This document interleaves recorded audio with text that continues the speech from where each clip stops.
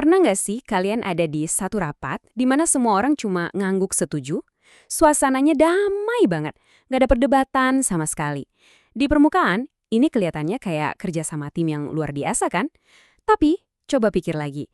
Terkadang, milih buat diam cuma demi menjaga keharmonisan tim itu justru bisa berujung pada keputusan yang sangat membawa petaka. Nah, paradoks inilah yang bakal kita bongkar hari ini. Oke, mari kita mulai penjelasan kali ini. Kita akan membedah fenomena psikologis yang sangat kuat yang biasa disebut groupthink atau pemikiran kelompok. Tapi kita nggak cuma bahas teorinya aja. Fokus utama kita pada materi ini adalah melihat gimana teori groupthink ini secara nyata melacak jalur komunikasi kelompok di dunia nyata. Kita bakal lihat langsung kerusakan mekanis yang terjadi saat orang-orang saling berkomunikasi di dalam tim. Sebagai panduan, ini agenda kita. Kita mulai dari mendiagnosis ilusi keharmonisan, mengenali tanda peringatannya, melihat bencana historis yang pernah terjadi, melacak jalur komunikasinya, dan terakhir, mencari cara buat keluar dari ruang gema tersebut. Masuk ke bagian pertama, ilusi keharmonisan atau jebakan persatuan. Di sini kita ngebahas satu paradoks yang sangat berbahaya, di mana keinginan kuat sebuah kelompok untuk bersatu malah menghancurkan nalar kritis mereka sendiri. Coba bayangkan situasi di dalam ruang rapat yang udah kena dampak groupthink ini. Ada konformitas yang ngeri banget sebenarnya. Alih-alih bawa keahlian unik masing-masing, individu-individu di dalamnya seolah-olah mencolokkan otak mereka ke satu pikiran kolektif. Mereka kehilangan suara unik mereka, cuma demi satu hal, harmoni. Ada kutipan yang pas banget dari Walter Lippmann. Dia bilang, ketika semua orang berpikir sama, tidak ada yang benar-benar berpikir mendalam. Kutipan luar biasa ini secara brilian merangkum mekanisme kegagalan utama dari kelompok yang terlalu kompak. Kalau kesepakatan jadi satu-satunya tujuan utama, evaluasi kritis terhadap sebuah masalah pasti terhenti. Ujung-ujungnya, kalian bukan lagi memecahkan masalah, tapi cuma merayakan fakta kalau kalian semua setuju. Jadi, poin krusialnya begini. Psikolog sosial Irving Janis pertama kali mengidentifikasi fenomena ini di tahun 1972. Groupthink ini bukan cuma sekedar kesalahan atau kebetulan semata ya. Ini benar-benar kegagalan struktural dari pemikiran. Ini adalah momen di mana kesepakatan dan kekompakan dihargai jauh lebih tinggi dibandingkan dengan akurasi atau pengambilan keputusan yang tepat. Masuk ke bagian 2, 8 tanda peringatan. Pertanyaannya sekarang gimana sih caranya kita tahu kalau tim kita lagi jatuh ke jebakan ini? Nah, Janis nggak cuma ngasih nama, dia juga secara ilmiah mengidentifikasi 8 gejala spesifik yang bisa langsung kita amati. 4 gejala pertama ini nunjukin kelompok yang udah dibutakan sama kepercayaan diri yang berlebihan. Pertama, mereka punya ilusi kekebalan. Maksudnya, mereka merasa nggak mungkin gagal, jadi berani ambil risiko yang kelewat batas. Terus, ada rasionalisasi kolektif, di mana mereka terbiasa mengabaikan lampu merah atau peringatan yang ada. Mereka juga percaya kalau tujuan mereka itu pasti bermoral. Dan dampaknya, mereka mulai bikin stereotip. Siapapun di luar kelompok yang beda pendapat langsung dianggap lemah, bias, atau bahkan bodoh. Nah, 4 gejala berikutnya nunjukin gimana perbedaan pendapat itu benar-benar dibungkam di dalam ruangan. Anggota mulai melakukan penyensoran diri, jadi mereka menahan keraguan mereka sendiri. Ini yang bikin munculnya ilusi kebulatan suara, seolah-olah diam itu berarti setuju. Kalaupun ada yang berani angkat bicara, mereka bakal kena tekanan langsung karena dianggap nggak setia sama tim. Dan yang paling gila, muncul yang namanya penjaga pikiran atau mind guards. Ini adalah anggota yang mengangkat diri mereka sendiri buat melindungi kelompok dan pemimpin dari informasi apapun yang bertentangan. Lanjut ke bagian 3, bencana groupthink. Gejala-gejala yang barusan kita bahas itu bukan cuma sebatas teori akademis di buku teks ya. Sepanjang sejarah, kegagalan nalar kritis ini udah memicu berbagai bencana kebijakan dan bisnis yang luar biasa besar. Kalau kita lihat sejarah secara objektif, kita bisa melacak pola ini di peristiwa-peristiwa besar dunia.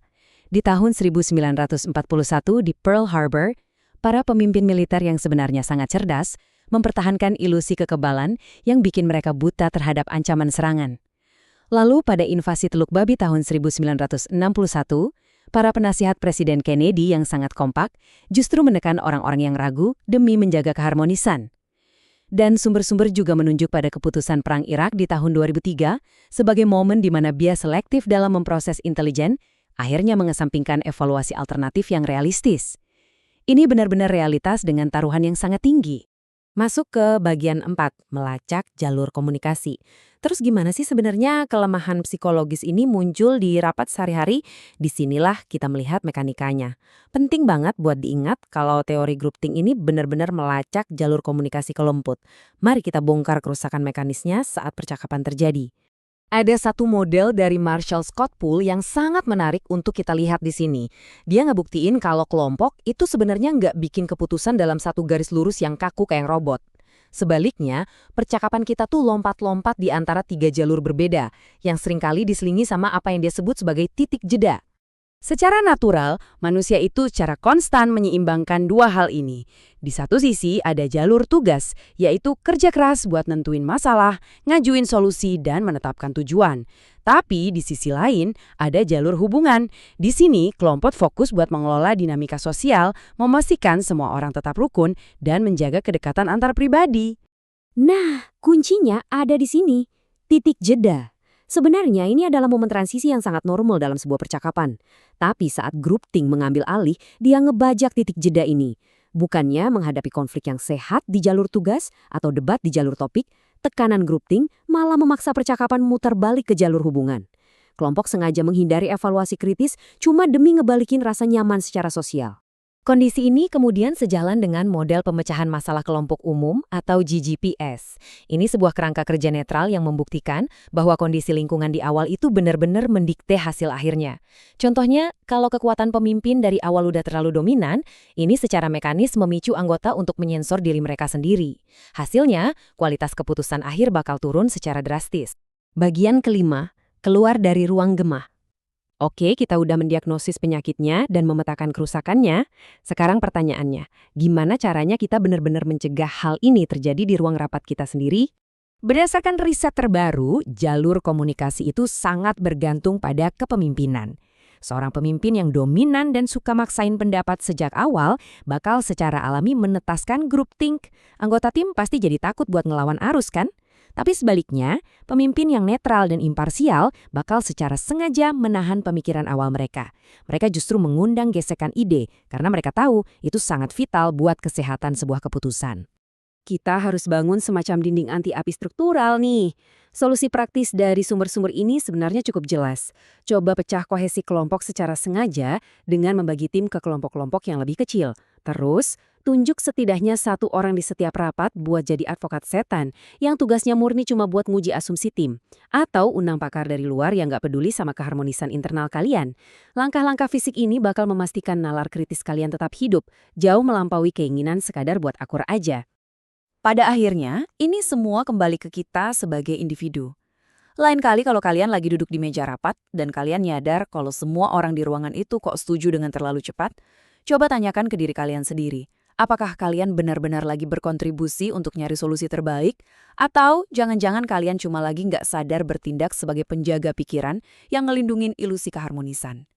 Beranilah buat bersuara. Terima kasih sudah mengikuti penjelasan ini. Semoga pemahaman baru ini bisa bikin kalian jadi pemikir kritis yang lebih tajam di tim kalian ya.